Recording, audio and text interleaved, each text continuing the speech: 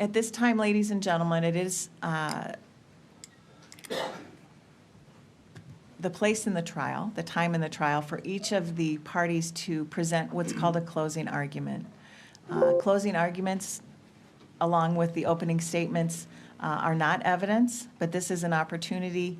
Over the last 7-8 days, you received a tremendous amount of information and evidence.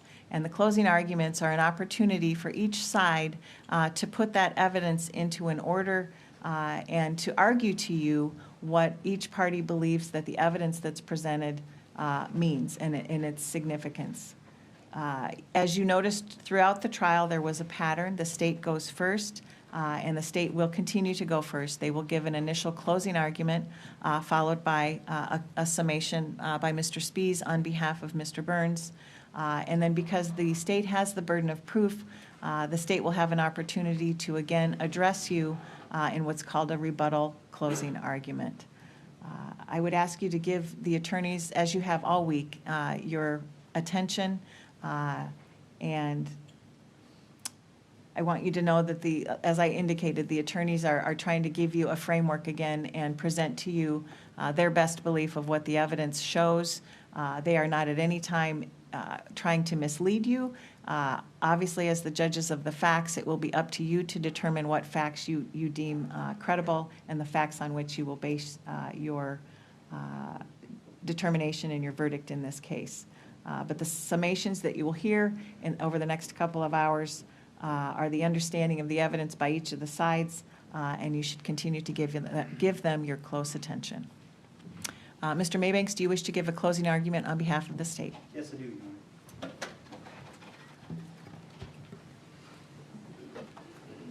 May it please the court. Thank you, Mr. Steves. Gentlemen. Ladies and gentlemen of the jury, good morning. I know you're all anxious to begin your deliberations, but please indulge the state this morning over the course of the next hour or so while we summarize what we believe the evidence has shown in this case. Ladies and gentlemen, over the course of the last 2 weeks, you have now heard and seen the evidence in this case. This is the opportunity for the state and the defense to contend to you what we believe the evidence has shown. What we believe are the reasonable inferences and conclusions that can be drawn from the evidence. You will make the ultimate decision.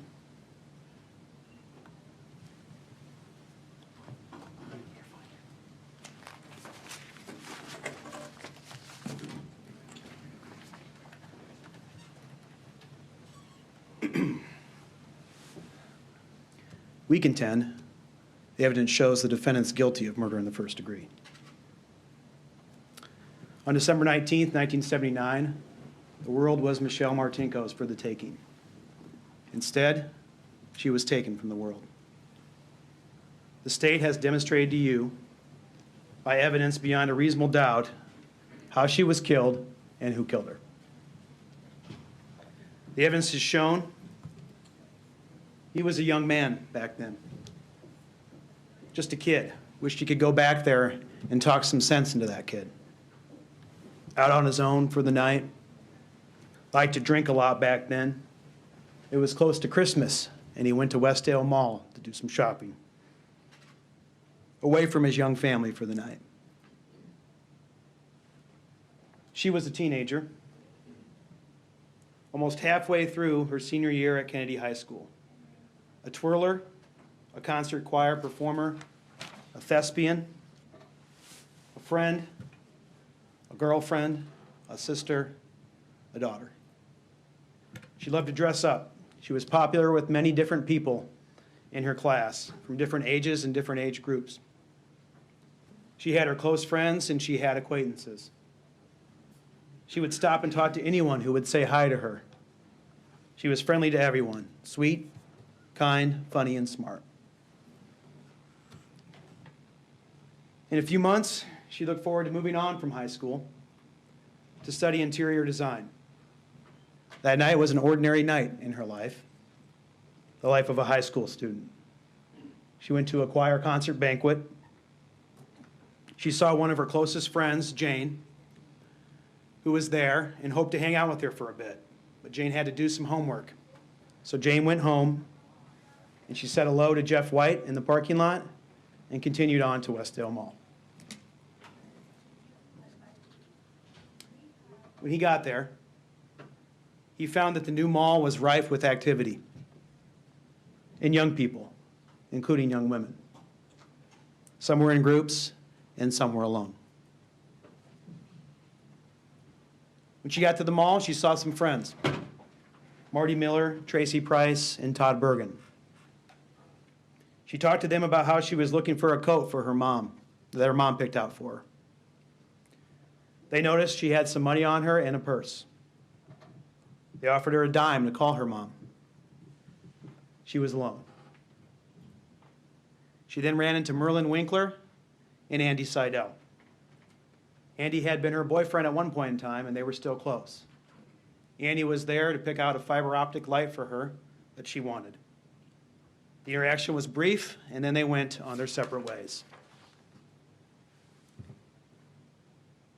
He noticed her alone. It was obvious because she was everywhere in the mall that night, on every level, on all sides, sometimes talking to people, but clearly she was alone. She continued on and saw an old friend of hers she hadn't seen for a while, Kurt Thomas, who was working at the Chess King. She hung out for a bit, accompanied him on his break. They walked together to the Orange Julius, where the two of them sat together in close proximity and talked. As with the others with which she interacted, she stood in close proximity to him the entire time. Kurt walked her to the door, believing she was going to leave for the night, and gave him what he tearfully recalled as that goodbye smile. The evidence shows that Kurt Thomas was the last person to talk to Michelle Martinko before she was killed. As he left her, she was alone again. But we heard that she did not exit from that particular door where Kurt walked her from, and to. She left through another exit where she was spotted by Cheryl Anders, who was in the parking lot. Cheryl recognized her from a distance because of her distinct look. Again, she was alone as she left. He saw her leaving and he followed her. He didn't have much time, so he descended quickly upon her as she got to the car. He put on gloves to protect his identity. Doesn't want to leave his fingerprints behind. But he would lament many years later that DNA wasn't a thing in 1979. She was walking in the direction where she parked her parents' car. She was carrying a shopping bag in her purse. She gets to her car, unlocks the back door, and places the shopping bag in the back seat, driver's side, giving just enough time for the killer to approach her from a distance more quickly. She puts her bag away, gives him more time to approach as she gets into the car and begins to start it. Unbeknownst to her, the killer's approaching more quickly at that time. She's getting ready to drive away. He's coming at her more quickly now before she drives away. Opens the car door, using his gloves and leaving the imprint on the car door button. When he opens the door, he has to act fast. He needs to incapacitate her so she won't fight, so he can get what he wants. He has a knife with him to intimidate her, to get her to bend to his demands. All of a sudden, the door opens to the car. And she sees there's a man there. The man attacks her. He strikes her with the butt of the handle of the knife in the head, leaving a large bruise that caused internal bleeding. She feels the strike to her head and causes her to fall back on the car seat. She's taken entirely by surprise, but she knows that she has to fight to the extent that she can. He sees she's not immediately incapacitated. He displays the knife and struggles with her to hold her down on her back to get her to submit and stop fighting. He struggles to subdue her, but while doing so, realizes that she's seen him now. She is not submitting. She continues to fight, despite the knife that he has presented and brought to intimidate her. She's on her back now, and she's hurt. Her internal desire to live kicks in, and she begins to fight, but he's stronger than her. She can now see this man, and she does not know him. Her fear and terror intensifies, and her adrenaline kicks in. She must fight. As she struggles with this unknown attacker that she has not seen before and that she now has seen, he becomes more aggressive. He has a knife, and desperate to stop her struggle, he now has seen this has gone too far already. He drives a knife into her chest, not once, not twice, but multiple times. He knows he now must eliminate her because she can identify him. She fights all she can, but she feels the sharp-edged, blunt force of the knife being driven into her chest. This has gone too far now to stop. It's not just about incapacitating her to get what he wanted anymore. Now he must end what he started. He has a wife and family. He can't get caught. Can't be identified. Can't be arrested. Now he must kill her. Meanwhile, she's losing the ability to fight. But her pure will to survive kicks in, and she continues to struggle, swinging her hands in front of her, turning her body to avoid the constant stabs and slices. Her blood is flying everywhere. She's weakening. As her blood spills outside of her body and inside of her body, causing 2/3 the capacity of her blood to leave. Lost to the surrounding environment in the car and lost to her lungs.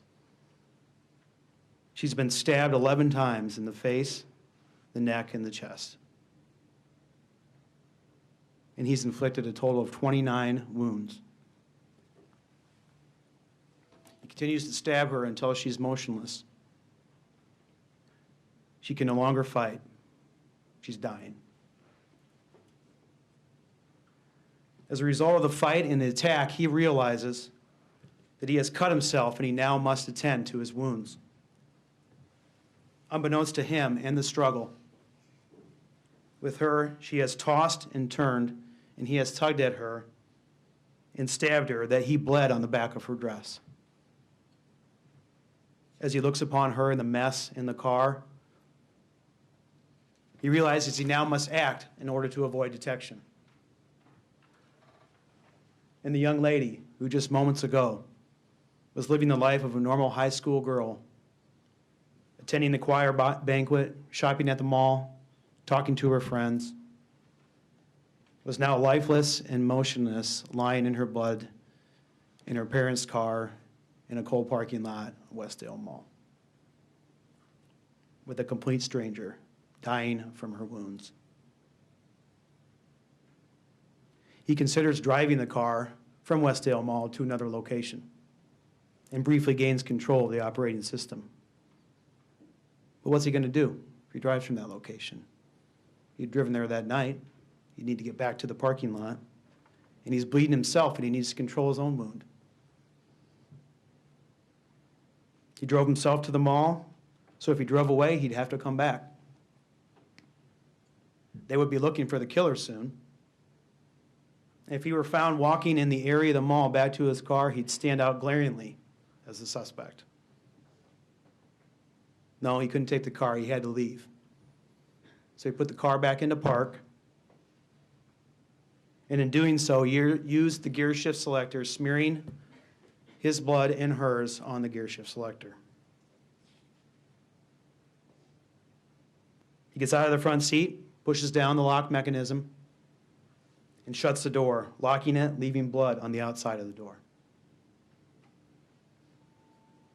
As he shuts it, the back door through which Officer Kincaid was later able to access remains open, with no evidence of blood on it. He leaves hurriedly back to his car, holding his wound to prevent it from oozing and dripping, gets into his car and drives back to Manchester, where he lives. He's home within an hour, far away from where Michelle Martinko lay in the car. Beaten, stabbed, and by that point in time, dead. Just an hour and a half later or so, after all the customers had left Westdale Mall for the night and most of the employees had left as well, near 11 o'clock or so, Phoebe Smith leaves her job at Pier 1 Imports, drives to People's Bank to make the nightly deposit, and sees in the back area of the parking lot in the northeast corner a vehicle that she recognizes as Michelle Martinko's parents' car, the car that Michelle drove frequently, by itself. And unbeknownst to her at that time, inside of that vehicle lay Michelle's lifeless body, and along with it, 39 years of investigation and unanswered questions. Meanwhile, the killer would be able to go on with his life, raise his family, run a business, enjoy those years of his life. No doubt haunted by the prospect of one day receiving a knock on the door that would eventually come 39 years later. What choice would he have?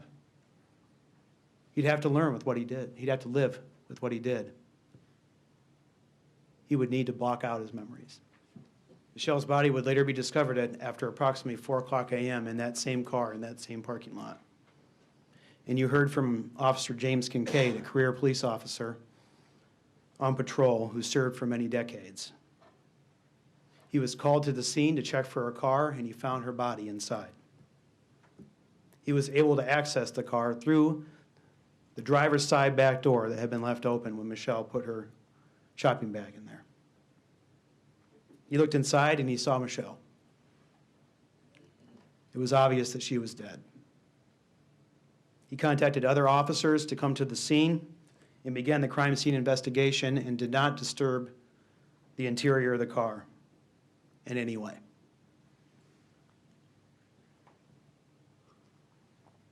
You then heard that ID Officer Richard Dick White then arrived. And you heard from Dick, in this case, now 80 years old, testify to what he observed at the crime scene on December 19th, 1979, like he had just been there the day before.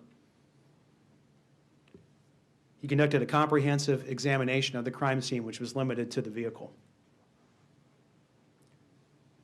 Michelle's body was removed through the passenger side seat by EMTs, who took careful precautions not to disturb or contaminate the rest of the vehicle. Notably, her body was taken out the passenger side seat area of the vehicle, assuring there was no contact between her dress and the Gearshift selector. There was blood everywhere from this attack on Michelle. It was on the dash. It was on the steering wheel. It was on the passenger side door and seat. It was on Michelle. It was on her dress, on the Gearshift selector, and even on the car keys.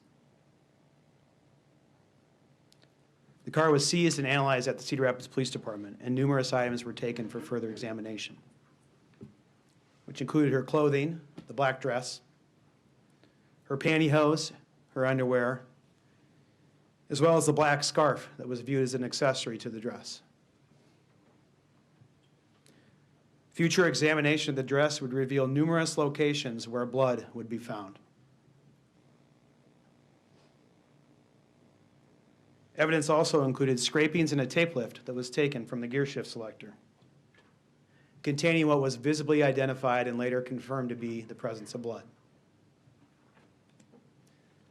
The evidence will show that these scrapings were taken and placed into evidence at the Cedar Rapids Police Department, where they remained until approximately December 31st of 1996, when ID Officer Dennis Murphy recovered and retained those items from evidence to take them to the DCI lab in Des Moines. The tape lift containing the blood from the Gearshift selector was tested. Elaborate foundation and chain of custody was introduced in this trial to show that it, along with the dress, was properly preserved. The Gearshift selector at the DCI lab, where it remained from the last time it was tested in 2002 until March of 2019, when it was shipped off to Bodie Labs. You heard from the pathologist in this case, Dr. Richard Feaster. From this testimony, you heard that she received numerous stab wounds. A stab wound that penetrated her right lung and two that penetrated her left lung. A wound identified as the fatal wound that penetrated her sternum and rib cage and pierced her aorta just above her heart. From his testimony, you learned that she also sustained a severe blow to her head that caused an approximate 3 to 3.5 inch bruise and correspondent internal bleeding. The evidence showed, as I stated earlier, that she lost 2/3 of her blood capacity to the surrounding environment and to her lungs. From his testimony, you learned that based upon the trajectory of the wounds that she sustained, the assailant was facing her at the time of the attack.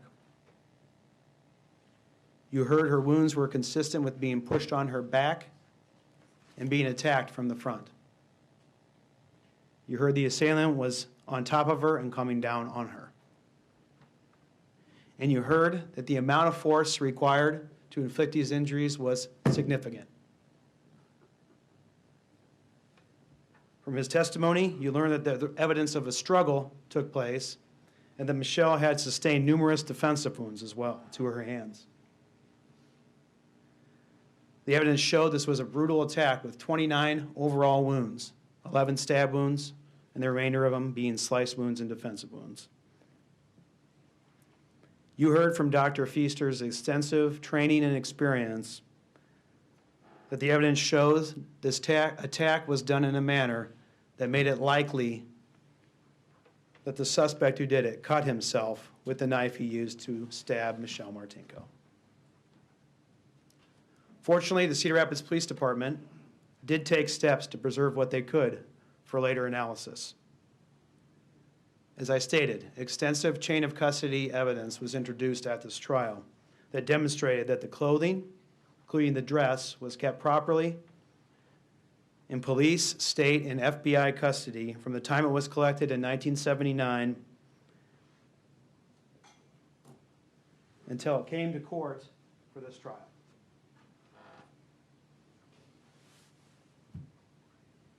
And that there was no chance of outside contamination on this dress. No circumstance in this case, no serious event or chain of events was introduced that would explain how the DNA of Jerry Burns would end up on Michelle Martinko's dress after it was taken into police custody. Any potential circumstance that could be offered to explain how Jerry Burns' DNA arrived upon Michelle Martinko's dress or the Gearshift selector after it was taken from the crime scene is not logical, it's not reasonable, it's not founded in the evidence, and quite frankly, it's not even within the realm of possibilities. Whether or not there was a documentation error on an evidence card, whether or not the state could present evidence that for 26 years the dress was checked every day while it was at the Cedar Rapids Police Department in the Evidence Bureau is not pertinent and germane to the issues in this case. Because there's no possibility that Jerry Burns' DNA could arrive on these items of evidence after they were taken into police custody.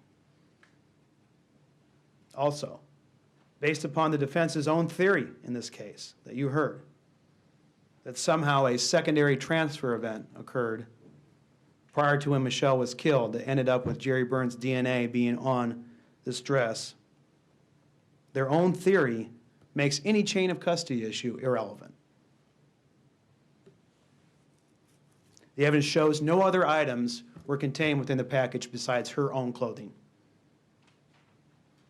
And therefore, there was no possibility of transfer of any other items containing any other foreign DNA. Only pure conjecture would result in a different finding. Most importantly, no circumstance has been reasonably presented in this evidence indicating any way in which the DNA of Jerry Burns would end up on her dress or any of her items of clothing other than it was there to begin with in 1979 when he killed her. Even more importantly, no circumstances have been reasonably presented in the evidence in this case other than by the state that he killed her, indicating how Jerry Burns' DNA also happened to end up on the Gearshift selector that night. The search for the identity of the killer of Michelle Martinko continued for decades. Once a DNA profile of a suspect was developed from the Gearshift selector in the dress from the crime scene, approximately 161 individuals' DNA was collected and compared to the profiles. The profile was also compared to millions of individuals in the CODIS system.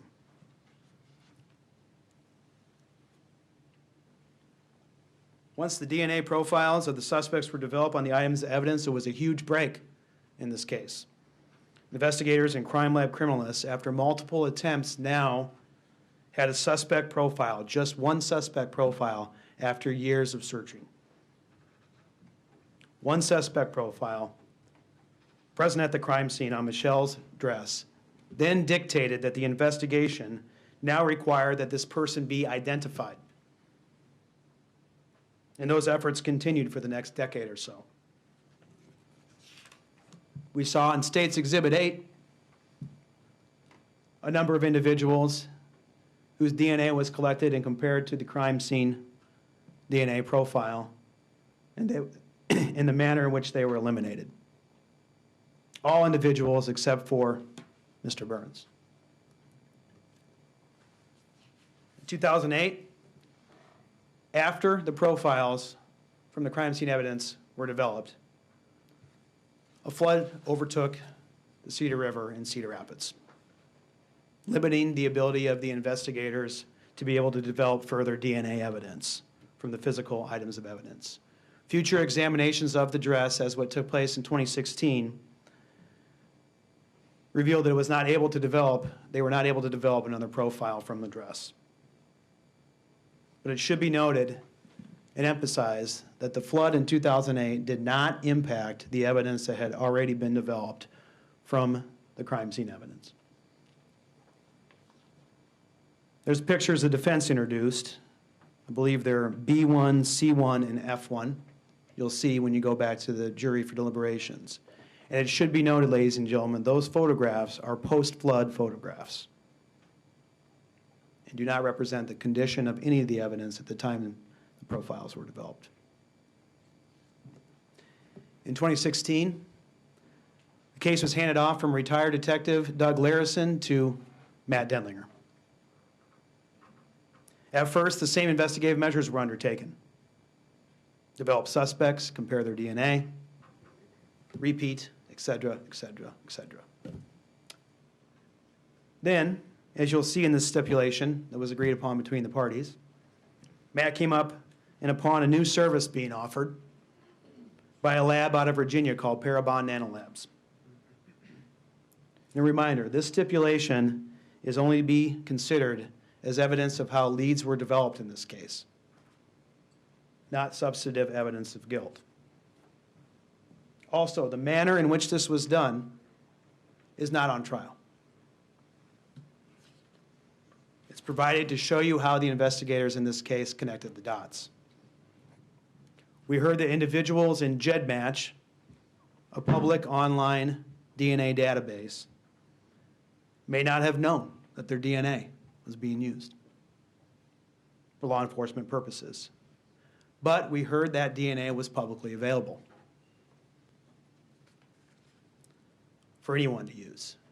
And again, ladies and gentlemen, whether or not permission was obtained is not an issue in this case. We heard on July 19th of 2019, Parabon issued a report to Matt. And as a result of that collaboration the Cedar Rapids Police Department had with Parabon, Parabon suggested and directed the Cedar Rapids Police Department direct their investigation towards 3 brothers who were living in Manchester at the time Michelle Martinko was murdered: Donald Burns, Kenneth Burns, and the defendant, Jerry Burns.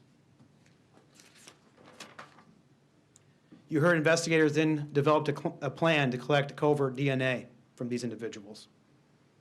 And then on October 29th, 2018, investigator Denlinger collected a straw used by the defendant at the Pizza Ranch in Manchester, Iowa, and sent it to the DCI crime lab in Ankeny.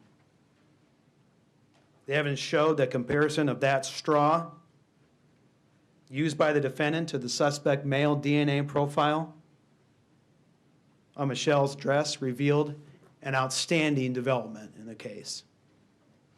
For the first time in the investigation, a suspect could not be eliminated. In other words, the DNA found on this straw was found to be consistent with the DNA at the crime scene. Meanwhile, the covert DNA collected from the defendant's brothers resulted in those items being eliminated as suspects, like the previous more than 161 suspects who were compared. You heard that later known samples were collected from the defendant's brothers that were also eliminated as contributors to the profile. The evidence showed that a subsequent known buccal swab collected from the defendant himself was compared to the suspect male DNA profile, resulting in a finding that the suspect male DNA profile for Michelle's dress was consistent with the known DNA of the defendant. At every possible loci where results could be compared, the defendant's known DNA profile was found to be a match to the suspect DNA profile. And this is Exhibit 11C1. Match, match, match, match, match, match, all the way down, where results could be compared. In other words, you heard the probability of finding this profile in a population of unrelated individuals chosen at random would be less than 1 out of 100 billion. In other words, ladies and gentlemen, and we'll touch upon this again in a little bit, the evidence overwhelmingly and irrefutably showed that the male DNA profile found on the dress of Michelle Martinko in an area that tested positive for blood was that of the defendant, Jerry Burns. In this case, we saw the defendant was approached and interviewed by the Cedar Rapids Police Department, Matt Denlinger and J.D. Smith, on the 39th anniversary of Michelle Martinko's death. In a video shown to you that is now in evidence for you to review, you saw statements made by the defendant that further demonstrate his guilt. The defendant acknowledged he was familiar with the murder of Michelle Martinko and acknowledged that he knew it had happened in December of 1979. He remembered it was a big deal back then. Pointedly and pertinently, ladies and gentlemen, when he was asked about this, he did not recall, oh yeah, I was there that night. Something somebody would certainly remember. Or even he was there any time near the time this happened. Defendant acknowledged he lived in Manchester at the time and that he always have and has lived there. During the questioning that ensued during this interview, the defendant answered a series of questions that demonstrated that there is no support for the contention made in this case based upon what he said when he was first interviewed as to how his DNA somehow transferred to Michelle Martinko's dress or the Gearshift selector. He told investigators he never worked in Cedar Rapids. He said in 1979 he had no reason to be in Cedar Rapids. Said he never worked at Westdale. Said he never did any jobs there. He was shown a picture of her, said he doesn't remember her. Doesn't remember seeing there, and that he said he wasn't there. He was then told investigators had found some DNA. Was murdered out in the parking lot there, and so they followed up on it for almost 40 years now. Mm-hmm.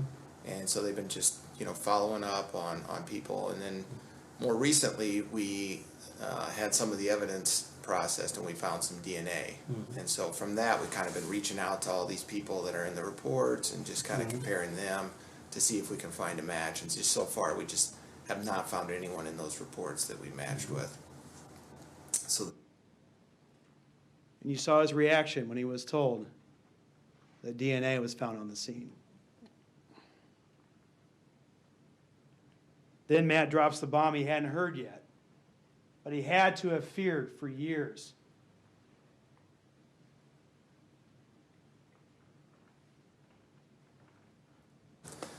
I'm just thinking, we kind of know going in that this is probably going to be a match. Oh, really? Yeah. Why would that be? Just thinking. We kind of know already this is going to be a match. You didn't hear a response that one would expect from a person who was just implicated in a homicide. Oh, no way! Can't be me. You gotta be kidding me. Is this a joke? Oh, really? Why would that be? Matt then states the reality is we are not here on a whim. We are here to confirm what we already know. We know it will be a match to the DNA on file. And to that response, we then heard another response that was also peculiar. Again, we didn't hear no way, not a chance, can't be me, not possible.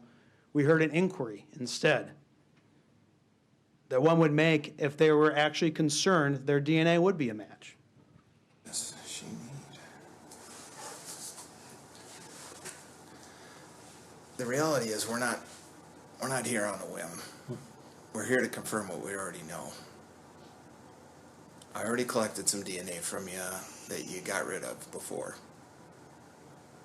And so I'm telling you, Jerry, I already know that your DNA is going to match the DNA that we have on file. Just what the heck would I have gotten rid of? Just what would I have got rid of? Not a chance, can't be me, not my DNA. What did I get rid of? We then heard Matt say the reality is we have it there, and we know you were there. We don't know why it happened. There might be an explanation that would make this not a terrible thing. And to that response, we then heard a response that was also peculiar. Again, didn't hear no way, not a chance, not me, not possible. I don't have a why because I didn't do it. Here's what we heard. How would we get your DNA at the crime scene there, Jerry? I don't know. Test it, see if it is. No, we did. How would it be there, Jerry? I don't know. What happened that night? Wait for the test to come back.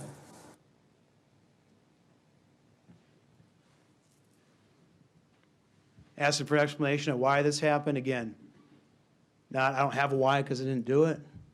I don't know. How will we get it there? I don't know. Test it and see if it is. And then you heard a response of a man, knew he had been caught, but wanted to buy some time. Wait for the test to come back. Test it and see what happens. Through that question and the subsequent answers in that interview, investigators would then systematically eliminate any other potential scenarios that could explain an innocuous transfer or secondary transfer event that took place. Matt said, is it possible you were out there and ran into some girl? Defendant, not possible. Possible you ran into her and said hi? Not possible. Possible you ran into her at the Orange Julius and said hi? Get into the wrong car, accidentally run into a young girl, say hi to any young girls? No, no, no, no. Questioning continued. Did you go to any bars? Didn't go to bars, not that I can think of that time in my life. No substance abuse problems, but drank a fair amount back then when he was younger. More directly, we heard Matt ask the defendant what happened that night, and the defendant responded with another peculiar response. One not indicative of someone who was positive that he had not killed a young girl that night. Do you think that may have contributed to what happened that night? I don't think anything happened that night. I don't think anything happened that night. It's not a hard question.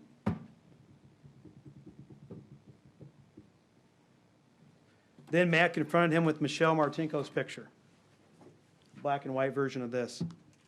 So take a good look at this picture. Really make sure this is someone you don't know. Then Matt asked a very simple question with a very simple answer. Did you murder someone that night, Jerry? Test the DNA. Jerry, Test the DNA. why did this happen, Jerry? Folks, that's a yes or no. Did you murder someone that night? Test the DNA. Well, guess what? We did. And guess what? It's Jerry Burns' DNA. Then we saw the entire video of the transport of the defendant to the Cedar Rapids Police Department. And we saw that not one time during that conversation did the defendant deny killing Michelle Martinko. You watched the whole video, but the state contends to you that the pertinent interactions took place toward the beginning at approximately 11 minutes and 28 seconds into the video at the time of 1:29. When Matt asked the defendant to explain what was going on that night and what was in his mind. Matt said, help me understand what was going through your mind. Defendant said, I don't recollect. Do you think it's possible this happened and you don't remember any of it? That's kind of, defendant, I don't know. I'm sure something like that would be possible to block out. Yeah, I think that would be possible to black out. For somebody to block out. Matt says, what's that? Defendant says, block out. Matt said, you think you may have blacked out? Yeah, I don't think you probably blacked out either. Defendant said, no, I didn't say blackout. I said you blocked things out of your memories. Oh, you blocked things out. I got you. I'm with you now. How was everything going at that time? I don't know. You're only 25. You're an old man. A whole world apart now, right? Yeah. Wish you could go back there and talk some sense into that kid. Huh? 2 young kids at home. Help me understand what was happening. Help me understand, Jerry. I don't know. Then we heard Matt brought this statement back up at the station and reminded the defendant what he had said during the transport. The defendant confirmed he said it and confirmed that there are some traumatic things you just block out. In this case, we heard from a man named Michael Allison. What did we learn about Mr. Allison? We learned he served our country overseas in uniform in Iraq. We learned that after 2 years of deployment, he returned to the United States, tried to start a life like many of us have, spouse, kids, job, But also, like many people we know in our lives, he fell into the grips of substance abuse. Became involved in not only the consumption of illegal drugs, but the delivery and sale of drugs. And nobody up here on this table is defending anything that Mr. Allison did. Some pretty bad stuff. His path crossed that of the defendant, having been housed in the same cell block together. As we heard, and as we all saw when he testified in this case, the defendant viewed Mr. Allison as what Mr. Allison said. He described him as a normal guy, not like some of the others in jail. And so he became someone the defendant became close to and opened up to. Mr. Allison reported that he considered the defendant to be a father figure and thought he was a pretty calm guy at first, and the defendant would refer to him as son on occasion. Those interactions were steady at first, chatting while playing pinochle, discussing their life experiences. But as we heard one day, when Mr. Allison was speaking about the regrets that he had in his life, about becoming wrapped up in substance abuse and all the bad decisions he'd made, to that the defendant would tell Mr. Allison that his only regret, or his regret he had, was not cleaning up his mess. Not regret for killing a young girl, regret for not cleaning up his mess. The defendant told Mr. Allison that in 1979, DNA wasn't a thing.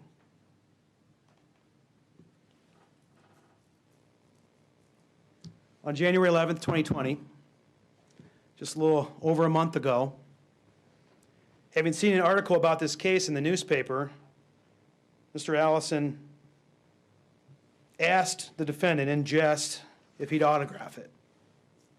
Surprisingly, the defendant not only autographed it, but inscribed with a cryptic message, also indicating a sense of pride, "To my favorite son, Michael, signed Jerry Burns."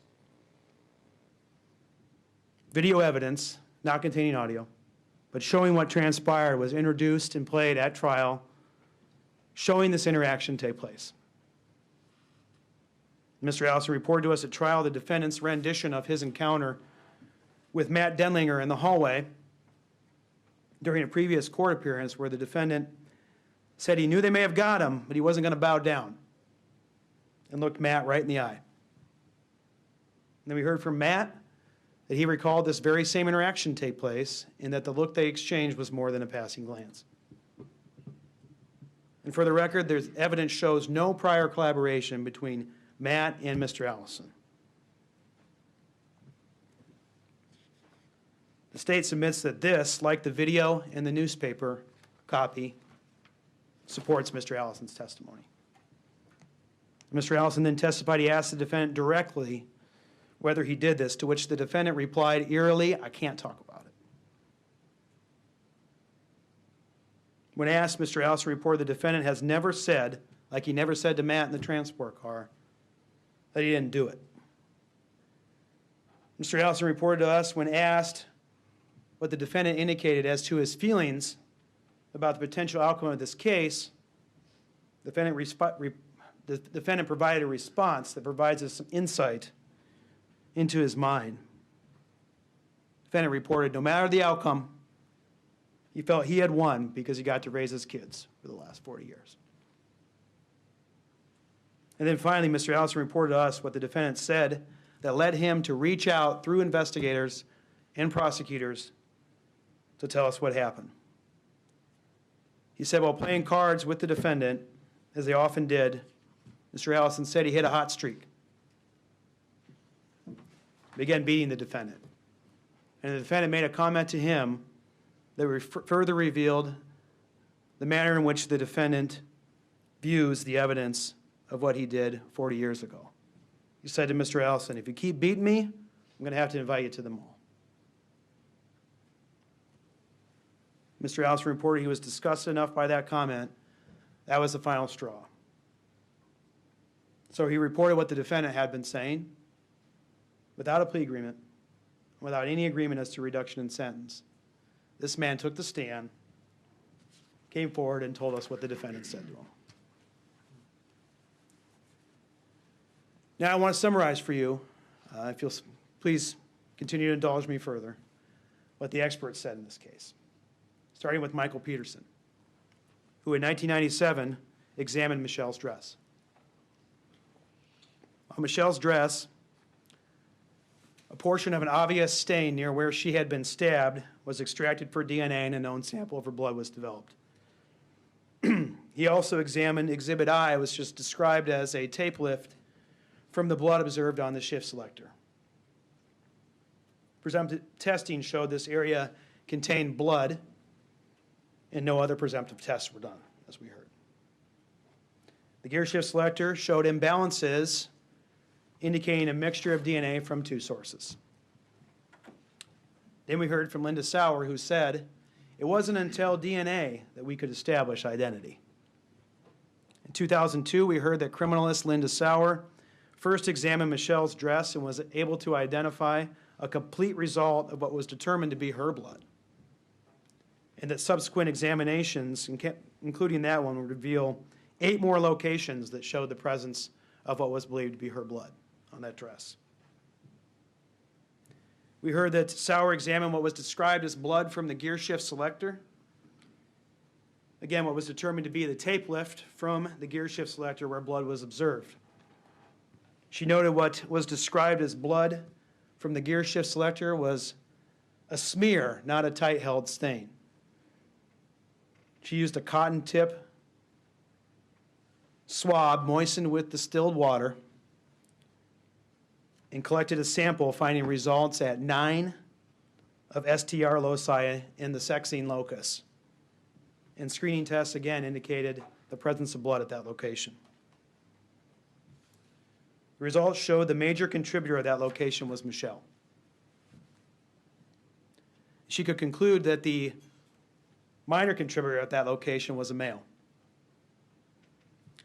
Of the loci that she was able to develop from that male minor contributor, the results found that they matched the same loci of the male profile she would later find on F5. In 2003, the dress was resubmitted to Linda, and more areas were found that tested positive for the presence of blood, and they were consistent with each other. She used a high-intensity light at different wavelengths.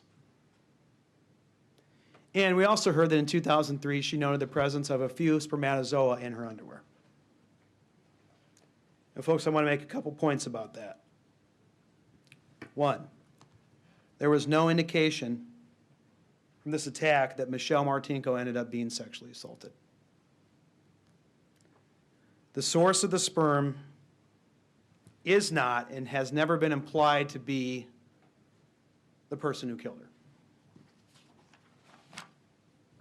Further speculation we submit to you of the source of this sperm can only reasonably conclude that at some point previous to her being killed, she may have had a sexual encounter with the male. Nothing else. Then in 2005, Linda examined the dress using the intense light beam to try to locate additional possible stains. She has selected stains from as wide an area as she possibly could, finding stains on the front, the side, and the back of the dress. All those areas tested positive for blood. And that's when she found what notoriously became known in this case as stain F5. As we heard repeatedly in this case, F5 did indicate positive for the presence of blood. And at F5, she found what her report revealed was a partial male profile with complete results at 11 loci and partial results at an additional 2 loci. She then reported based on generally accepted standards for DNA profiling as recommended by the FBI for certified laboratories that fewer than 1 in 100 billion unrelated individuals would have this same partial male profile. And this is a significant finding because, as she explained to all of you, if you have a result that is found in fewer than 1 in 100 billion individuals, and there's only about 8 million people on Earth, the probability of finding 2 is so small it can be discounted. And as she told us during trial, the importance of finding this profile is now investigators had a profile to compare to other individuals to find a suspect. She found that the results at F5 indicated a minor contributor whose DNA was mixed with the male major contributor, and that the minor contributor was consistent with the DNA of Michelle Martinko at 2 alleles, and that she could be the source. The Gearshift Selector sample was also compared to the partial male profile. Linda found that the donor of F5 could not be eliminated as the male contributor to the Gearshift Selector. Importantly, from her examination, a fact remained in this case that never changed. And that's that there was only 2 single source profiles developed from the evidence in this case. By single source, this means only 2 individual strands were detected. 2 individuals, 2 people. 1 female, Michelle Martinko, 1 male, later found to be Jerry Burns. We heard from criminalist Mike Schmidt, who's been with the DCI lab since 1998. He began working on this case in approximately January of 2017 and participated in the elimination of several suspects' DNA through profiling and comparison. We also heard that he was able to determine through his investigation the profile developed from the hair root that was found in Michelle's vehicle was found to be that, or consistent with that, of Mike Wyrick, Michelle's boyfriend at the time. He then became aware of Matt's efforts to collaborate with Parabon and went along with it. And on October 13th, 2018, he received a straw collected after immediately being used by Jerry Burns for analysis, and he told us his rendition or his response to the findings that he believed him at the time to be unbelievable. Investigators were able to find a person with the profile that could not be eliminated as a major contributor to F5. Again, at every location where results could be compared, the profile developed from the straw matched the profile from the major contributor from F5. In other words, they had their guy, but they needed a known sample. You also heard and received evidence that a straw used by Kenneth Burns was collected and submitted, as well as Kenneth Burns' known DNA. That was referred to as State's Exhibit 11B. However, having learned that a known sample is needed to eliminate a person or contributor, in the interest of expediency, that report was not discussed or introduced, but instead, you saw in State's Exhibit 11D, as in dog, that Kenneth Burns' known DNA was collected, and he was eliminated as a contributor to F5. You also learn from Schmidt's testimony, as well as State's Exhibit 11D, again as in dog, that Donald Burns' known DNA was collected and compared to F5, resulting in Donald Burns being eliminated as a contributor to F5. Finally, from Michael Schmidt, you heard that on December 19th, 2018, immediately after he was interviewed by investigators, the DNA of Jerry Burns was collected and submitted directly to the DCI lab. And on January 9th, 2019, as set forth in State's Exhibit 11C, Schmidt found that the partial DNA profile of the major contributor previously developed from stain F5 from the black dress was consistent with the known DNA profile of Jerry Burns. Again, with the probability of finding this profile in a population of unrelated individuals chosen at random to be less than 1 in 100 billion. Further elucidating the significance of these findings, Schmidt told us that he's only ever seen a profile of related individuals match at 6 or 7 alleles. Far, far less than what we see in these samples. He also told us that only identical twins share the same profile. There's obviously no evidence that Mr. Burns has an identical twin. And as we heard, his closest relatives, his brothers, were positively eliminated. So safely, we can conclude, and we should in this case, that this profile was not that of a relative of Mr. Burns, that it was indeed Mr. Burns.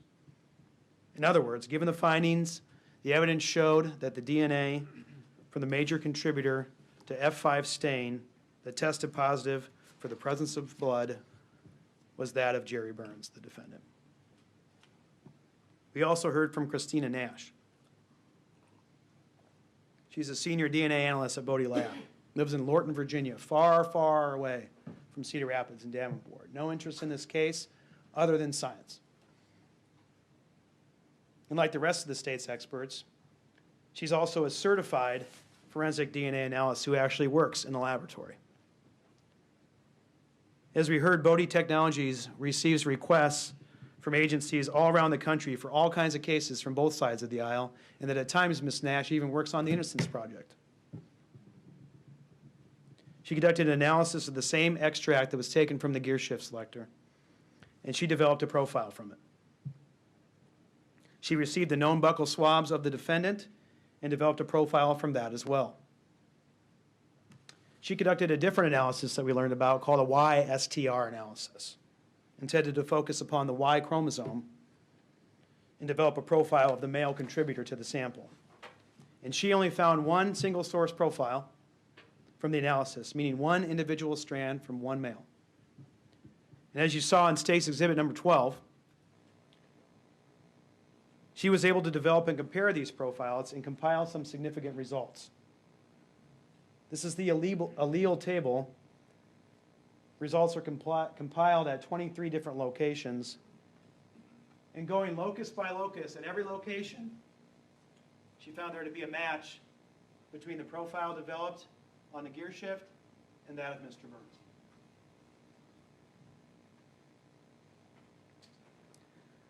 The statistical method she used, she referred to as the counting method. It's a little bit different than the random probability match, but significant nonetheless. She searched for the profile in the YSTR databases used by Bodie, and applying their confidence level, she was able to conclude at a 95% confidence level that we should expect to see this profile in only 1 in 1,773 U.S. males. In other words, 99.94% of individuals would be excluded from this profile. We also heard from defense expert Michael Spence. And here are some of his quotes. He said, "Transfer depends on contact in proximity." And boy, doesn't it. He said, when we presented the scenario of an individual, a killer hovering over the top of a victim, as in this case, that it would be a near absolute certainty that that person's DNA would end up on the victim. Then he said it was within the realm of possibilities that his DNA ended up there through an unknown secondary transfer event. We asked Dr. Spence, what's not within the realm of possibilities? He said, that's a good question. Then we shared a conversation about some of the deeper aspects of life and how we may all be living in a dream, something along those lines. Well, I think we all know this isn't a dream. This is reality.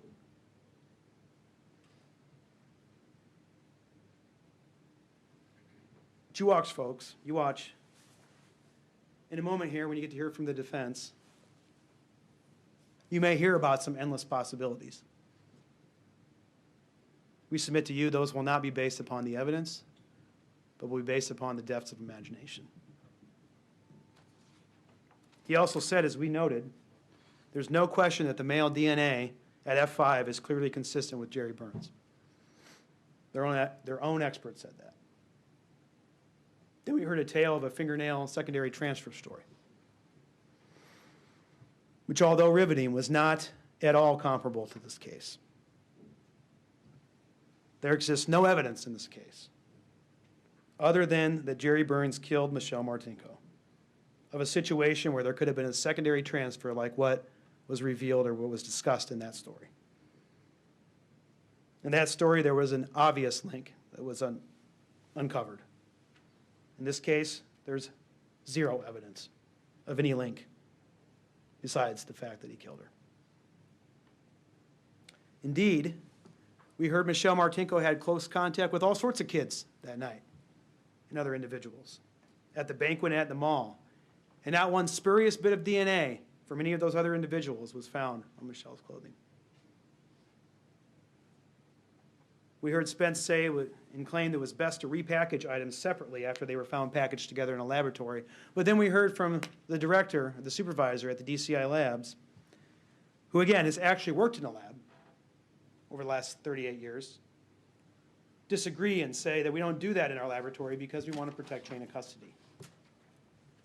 And then in a nod to some prior work that Dr. Spence did in a civil case, he introduced us to the product rule, where he could determine the random probability of finding the same profile in 2 locations at a crime scene, resulting in a pretty impressive number using the figures in this case, which was something along the lines of 1,773,100 billion, or something like that. But we, quite frankly, don't need that number to show you what we've proven in this case. We heard from Paul Bush, criminalist supervisor at the DCI lab. His resume is extensive and covers many areas, including DNA forensics and also crime scene analysis. He was a crime scene analyst for 25 years and worked over 200 cases of crime scenes. Dr. Spence told us he never worked a crime scene when he was working for the Indiana State Lab. He also spent 10 years as a DNA technical leader working in quality assurance, and told us that he performed technical review of over thousands of cases over his career. Paul said, science can put an individual at a certain place based on DNA. He told us that based on Linda's results on quantitation of the amount of DNA, there was more than enough there to perform an analysis and that no additional cuttings were necessary. He also told us that the size of the blood stain does not correlate to the amount of DNA in the stain. So inferences from the table that was produced in Defendant's Exhibit 10-1, Linda's document, should not be drawn from the concentration of DNA as to the size of the original blood stain. He told us, based upon this review of this case and his vast amount of experience, the most scientific explanation of how DNA consistent with that of Jerry Burns could have ended up on Michelle's dress was based upon information in the case. The victim was stabbed. There was evidence of a struggle and her fighting off the assailant. Screening tests on the area where the DNA was found indicated the presence of blood. The results we have are consistent with blood from a perpetrator bleeding on that dress, and the likely explanation of the presence of his blood would be that he bled from cutting himself during the stabbing. The major profile of the DNA developed from the likely blood source is consistent with Jerry Burns to an impressive degree. And finally, he confirmed from the review of all the findings in this case, blood was found on 9 areas of Michelle's dress. 1 female profile was developed. 8 of those areas were the same and were determined to be the blood of Michelle Martinko. And 1 male profile was developed that was found to be consistent with Jerry Burns. And the DNA from no other person was found on that dress. So, ladies and gentlemen, the evidence overwhelmingly demonstrates what we submit to you are 4 key facts in this case. And as a point, these are what we believe to be 4 key facts, but even without these 4 key facts, there's plenty of evidence to show that the defendant committed this offense. First one, the defendant's DNA was found at 2 locations at the crime scene. Second, we believe the evidence has shown the DNA found came from his blood. Third, the defendant bled from cutting himself when he repeatedly stabbed Michelle Martinko to death. He bled on Michelle Martinko and smeared his own blood on the Gearshift Selector. The defendant acted with deliberation, premeditation, the specific intent to kill, and malice aforethought. I want to take a moment here and talk about a few jury instructions. First, I believe this is instruction number 6. You must determine whether the defendant is guilty or not guilty from the evidence in the law. Next one, instruction number 9. A reasonable doubt is one that fairly and naturally arises from the evidence in this case, or lack or failure of evidence produced by the state. A reasonable doubt is a doubt based upon reason and common sense, and not the mere possibility of innocence. If, after a full and fair consideration of all the evidence, you are firmly convinced of the defendant's guilt, then you have no reasonable doubts, and you should find the defendant guilty. You must base your verdict only upon the evidence. A theme develops throughout these instructions. Evidence is testimony in person, exhibits, stipulations, so on and so forth. Instruction number 12. Decide the facts from the evidence. Consider the evidence using your observations, common sense, and experience. And that's all we're asking you to do here, folks. Base your decision on your common sense and the evidence.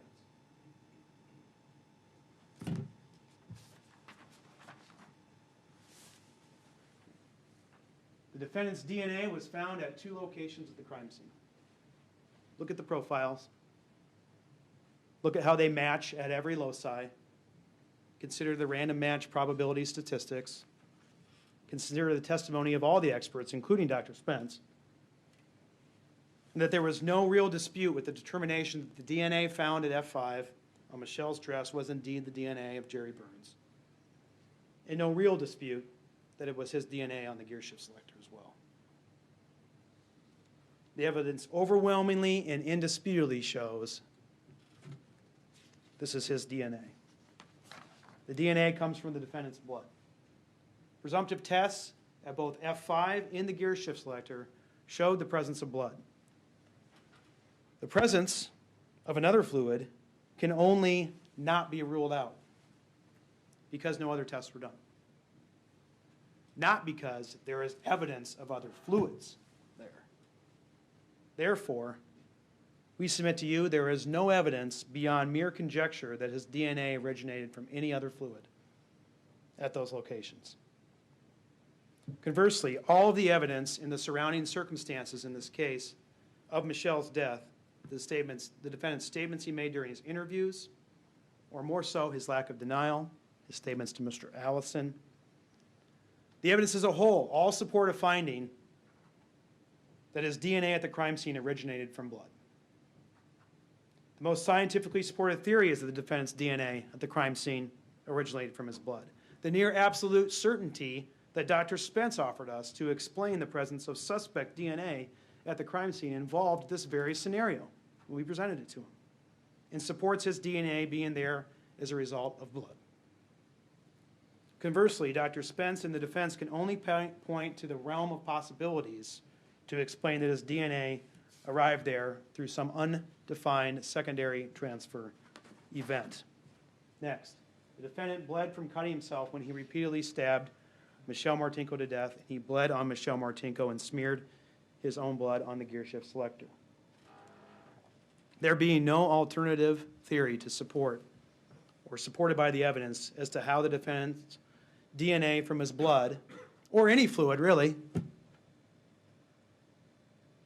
arrived at the crime scene, and given that Michelle's blood and DNA is mixed with his, the evidence shows this only could have happened because he cut himself when he repeatedly stabbed her, and that she bled from being stabbed, and that his DNA mixed with her blood after it shed from her body.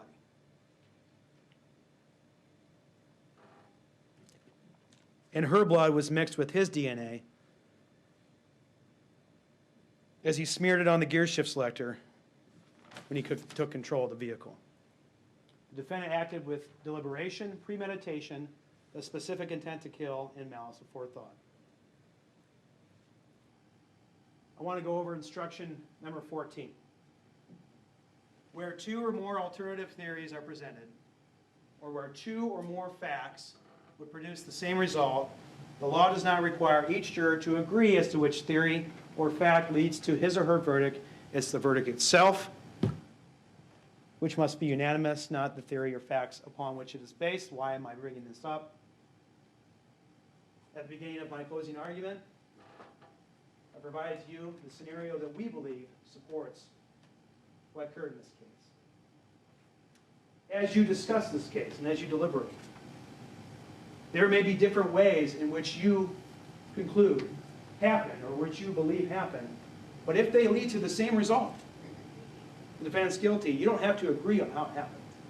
You don't have to agree on the theory, as long as you believe all the elements have been proven beyond a reasonable doubt.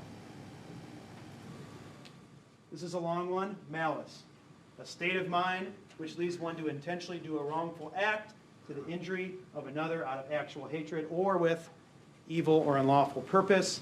Malice aforethought is a fixed purpose or design to do some physical harm to another which exists before the act is committed. And it doesn't have to exist for any particular length of time. Willful means intentional or by fixed design or purpose, not accidental. Deliberate, weigh in one's mind, consider, contemplate, premeditate, think or ponder upon a matter before acting. And this is important. Deliberation and premeditation need not exist for any particular length of time, but must exist before and at the time of the act. We don't have to show that there was some kind of blueprint or plan drawn up for this.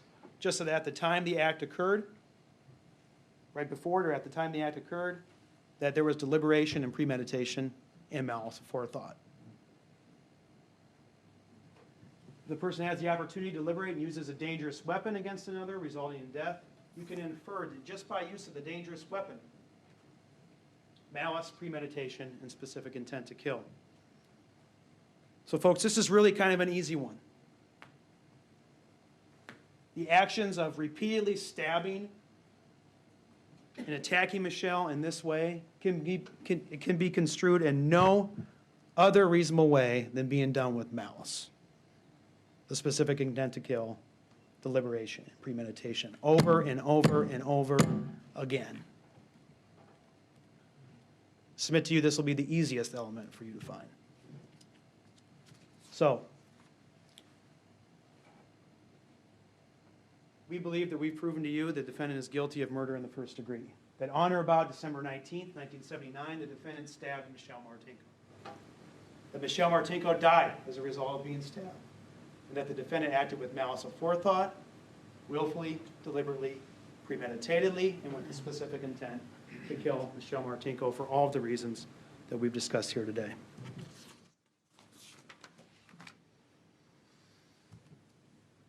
Now that we've proven that Jerry Burns killed Michelle Martinko, you may still wonder why.